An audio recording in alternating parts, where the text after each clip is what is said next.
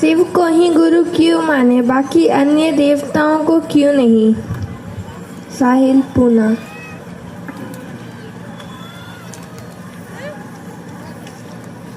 जो भाई ने सवाल पूछा है कि शिव को ही गुरु क्यों माने, दूसरे को क्यों नहीं, उनसे पूछिए जरा कि अस्पताल में पढ़ाई पढ़े हैं आप, थाना में पढ़ाई पढ़े हैं आप, कलेक्टर साहब के यहाँ जाके पढ़ाई पढ़े हैं, आपके स्कूल में पढ़े हैं? अरे जो पढ़ाने का काम करेगा उसी से न पढ़िएगा। जो धन देने का काम करता है, जो धर्म की स्थापना करता है, वो पढ़ाई नहीं ना पढ़ावेगा। हम ही को कहिए, हमको अंग्रेजी नहीं आती है क्या? हमको हिंदी नहीं आती है, लेकिन आज तक तो मैंने किसी को पढ़ाया ही नहीं, क्योंकि प्रशासन चलाऊं कि अब विद्यार्थी को पढ़ाऊं। पढ़ाने तो आता है लेकिन वो काम मैं नहीं करता। आता तो है लेकिन मैं वो काम नहीं करता। शिव ईश्वर का नाम है, उन्होंने सृष्टि बनाई है और जिसने बनाई है उससे बढ़िया गुरु नहीं हो सकता। इसीलिए कहा जाता है शिव आदि गुरु हैं, विश्व गुरु हैं, गुरुओं के गुरु हैं। नेक्स्ट। मोक्ष मूलम गुरु कृपा, आपने गुरु के दया मांगने का सूत्र दिया है, गुरु के दया को ही क्यों माने, कृपया करके बताएं। एक भाई ने पूछा है कि हमारे यहाँ कहा जाता है मोक्ष मूलम गुरु कृपा, आपने कृपा शब्द का प्रयोग 3 सूत्र में नहीं किया है, दया शब्द का प्रयोग किया है। महादेव आप मेरे गुरु हैं, मैं आपका शिष्य हूं, मुझ पर दया कीजिए। ऐसा क्यों? सामान्यतः जान लो कि कृपा का अर्थ होता है करो और पाओ। अगर आप नौकरी करेंगे तो आपको छुट्टी लेनी पड़ेगी, जो आपका अफसर है, लेकिन आप रिक्शा चलाएंगे तो वीडियो साहब से छुट्टी लेने नहीं जाइएगा। यानी करते हैं तब पाने का अधिकार है। अगर आप नौकरी करते हैं तो जो नौकर आपका बॉस है उससे आपको छुट्टी लेनी पड़ेगी, परमिशन लेना पड़ेगा।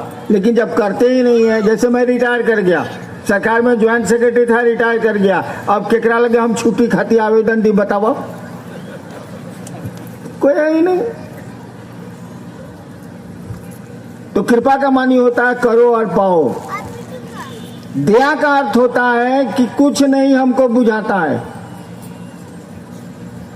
कुछ हमसे नहीं होगा, न नमः शिवाय होगा, न 3 सूत्र होगा, कुछ नहीं होगा हमसे, तब भी हमको चाहिए। आप लोगों ने कानून अगर पढ़ा होगा तो जानते होंगे, सर्वोच्च न्यायालय जब किसी को फांसी कंफर्म कर देता है तो कौन रास्ता बचता है? Supreme court, honourable supreme court जब किसी को कह देता है कि इन्होंने अपराध किया है, फांसी होगी, तब कौन रास्ता आपके पास बचता है? भारत के संविधान में एक रास्ता बचता है जिसको कहते हैं मर्सी अपील। अब यहाँ फिर दया की अंग्रेजी होती है मर्सी, यानी भारत के महामहिम राष्ट्रपति को यह अधिकार है कि वो दया करके आपको फांसी से, आजीवन कारावास से मुक्त कर सकते हैं। जबकि कानून ने तो कह दिया कि आप सजा आपने गलती की है, आपको सजा मिलेगी।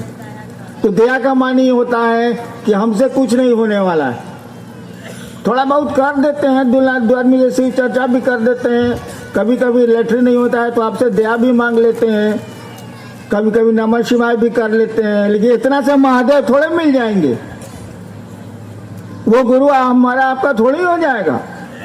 इसीलिए हम लोगों ने कहा कि अपने गुरु शिव से दया मांगो। दया, वहां दया में पात्रता नहीं देखी जाती है, कृपा में तो पात्रता देखी जाती है कि किया है तो मिलेगा। नेक्स्ट। मंत्रानुक्रम से गुरु को प्रणाम क्यों? अजपा जप विधि से गुरु को प्रणाम की विधि पर प्रकाश डालने की कृपा कीजिए। मंत्रानुक्रम से गुरु को प्रणाम क्यों? इसीलिए कि जैसे आप मंत्र से 108 बार मंत्रों का जप करते हैं आप, तो 2 मिनट में आपका जप खत्म होता है। नमः शिवाय नमः शिवाय नमः शिवाय नमः शिवाय, खत्म। हाँ, यही होता है। अरे आज काम है यार, बहुत ऑफिस जाना है, पत्नी बेलना लेके खड़ी है, सब्जी लाइए, 1-2 लफड़ा है यार। 108 पुर गया, अमन बउआ रहा है कि अरे राम टमाटर कैसे भाव मिलेगा, मेरा तो बोलिए अब टमाटर लाने के लिए कहीं मांग तो नहीं है। यानी शिव को प्रणाम नहीं हो रहा, बोल नमः शिवाय माला चल रही है, शिव को प्रणाम नहीं हो रहा। इसीलिए मैंने लिखा है कि मंत्रानुक्रम से एक एक मंत्र जैसे जैसे आते हैं आपके पास, जैसे जैसे जपते हैं आप, वैसे वैसे उनको अपने गुरु को प्रणाम करिए। एक बार अगर जपे नमः शिवाय, एक रुद्राक्ष पर नमः शिवाय, तो सोचिए कि शिव को हम प्रणाम कर रहे हैं। फिर दोबारा नमः शिवाय जप रहे हैं आप, फिर सोचिए कि अपने गुरु को प्रणाम कर रहे हैं। तिबारा आप नमः माला पर जप रहे हैं। इस तरह से 108 बार आपको करना चाहिए। मंत्रानुक्रम माने मंत्र का अनुक्रम चले, सरसराइए मत। और सांसों पे तो अनुक्रम चलेगा ही चलेगा, क्योंकि सांस सर पर तो दौड़ती नहीं है, आती है जाती है, फिर आती है फिर जाती है। एक स्वस्थ आदमी अपने 24 घंटे में 21,600 बार सांस लेता है। देखिए फिक्स है, आना जाना। तो सांसों में मंत्रानुक्रम की जरूरत नहीं है। नमः शिवाय छूटेगा तो मंत्र बंद हो जाएंगे, सांस पर याद रहेगा तभी मंत्र चलेंगे, लेकिन माला पर मंत्रानुक्रम बहुत जरूरी है। नेक्स्ट। नमः शिवाय और ओम नमः शिवाय में क्या फर्क है? ओम नमः शिवाय में और नमः शिवाय में क्या फर्क है? कोनो फर्क नहीं है। अच्छा, एक आदमी बैठा है, ये मेरे सामने खड़ा है, उसका नाम है राजेश। श्री राजेश और राजेश में क्या अंतर है?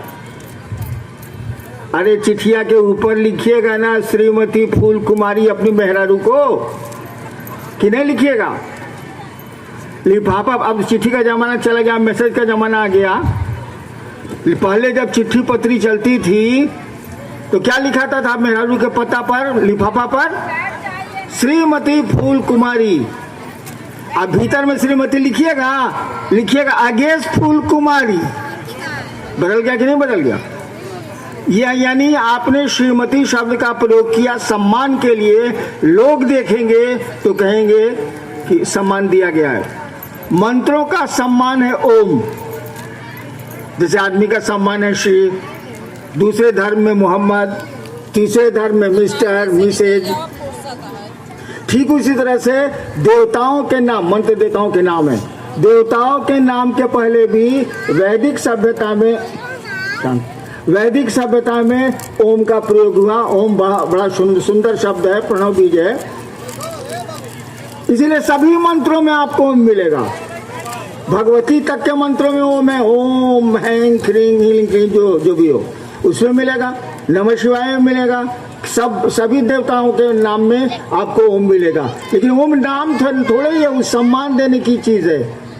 आज जब किसी को अपना बनाते हैं तो सम्मान देते हैं भाई साहब। किसी को अपना बनाइएगा, बेटवा कहिएगा श्री राम बहादुर इधर आइए, बेटवा को बोलिएगा रे राम बहादुर, सुने ना। यानी अपना बनाइएगा तो सम्मान हट जाता है। इसीलिए शिव को जब अपना बनाते हैं आप तो ओम हट जाता है, नमः शिवाय आ जाता है। ओम नमः शिवाय बोलना बिल्कुल गलत नहीं है, बिल्कुल सही है। बस थपड़ी बजा लू। एक बात जान लीजिए, शिव की शिष्यता ताली नहीं है, शिव की शिष्यता नारेबाजी नहीं है। एक दिल की आवाज है, एक एहसास है, एक दर्द है, कहीं पहुंचने की एक चाहत है। ये ताली बजा रहे हैं, डांस कर रहे हैं, इसे महादेव मिलने वाले हैं। नौटंकी भले